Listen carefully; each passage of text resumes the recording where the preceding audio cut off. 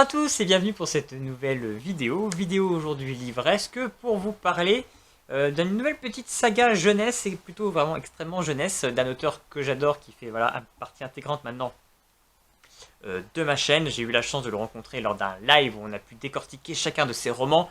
Je vous invite d'ailleurs à aller retrouver ce live sur ma chaîne si vous voulez vraiment connaître tous les romans de cet auteur. Il s'agit de Jean-Luc Marcastel avec son premier tome sur les chroniques de Pulpillac qui viennent d'être édités donc aux éditions Léa Jeunesse. J'ai donc le droit en plus d'avoir une magnifique dédicace. Et donc là on est sur vraiment, comme il l'appelle lui-même, son club des 5 on va dire. Donc quelque chose d'un peu plus jeunesse. Mais c'est frais, c'est pétillant, c'est divertissant. Le pari est vraiment réussi. Et j'ai passé un excellent moment de lecture, se lit extrêmement rapidement. On suit en fait une bande de camarades de classe en fait qui sont partis en école pour camper au cœur d'une forêt auprès d'un petit village.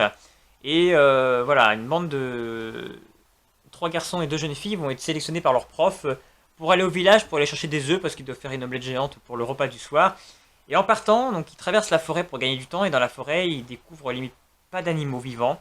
Ils trouvent que des cadavres, donc ça, je trouve ça bizarre. Donc voilà, on a une atmosphère un petit peu de peur qui commence à s'installer. Et arrivé au village, pareil, le village va être assez désert. Et on va leur apprendre que c'est pas bon de dormir en ce moment dans la forêt, qu'il se passe des choses. Donc quelles choses il se passe, c'est toute la question qu'il va y avoir dans ce roman. Donc c'est vrai que voilà, il y a un petit côté, c'est vrai, voilà, il le vend comme un club des 5.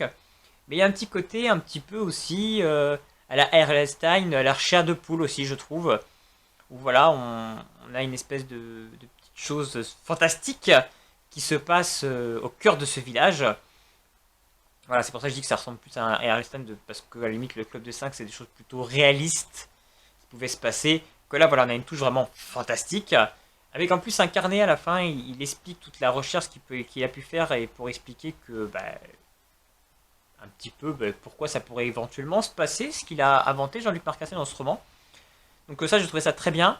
L'histoire donc est intéressante. J'ai trouvé que les personnages étaient bien développés.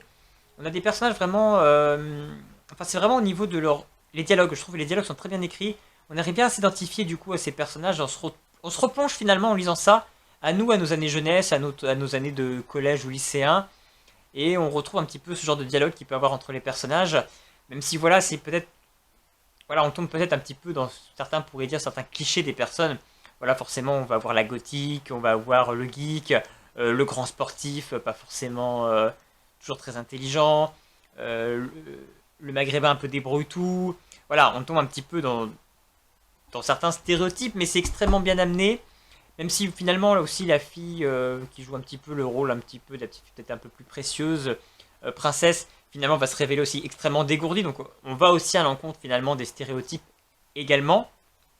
On a également aussi voilà, un héros assez introverti qui va réussir un petit peu aussi à s'exprimer un peu plus à travers cette aventure et prendre sa place parmi un groupe. Donc voilà, il y a aussi des bonnes valeurs qui sont véhiculées. L'aventure est extrêmement plaisante.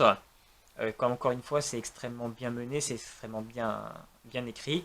J'ai passé un très bon moment de lecture sur ce premier tome des chroniques de Pulpillac. Donc j'ai très hâte de lire le tome 2 et 3 pour voir la suite des aventures de ce groupe très particulier.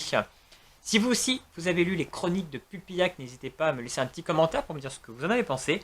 N'hésitez pas également à vous abonner à ma chaîne, ça me soutient, ça m'aide, et puis vous serez au courant de mes prochaines sorties livresques. Et puis en attendant, je vous dis plein de bonnes lectures, à bientôt!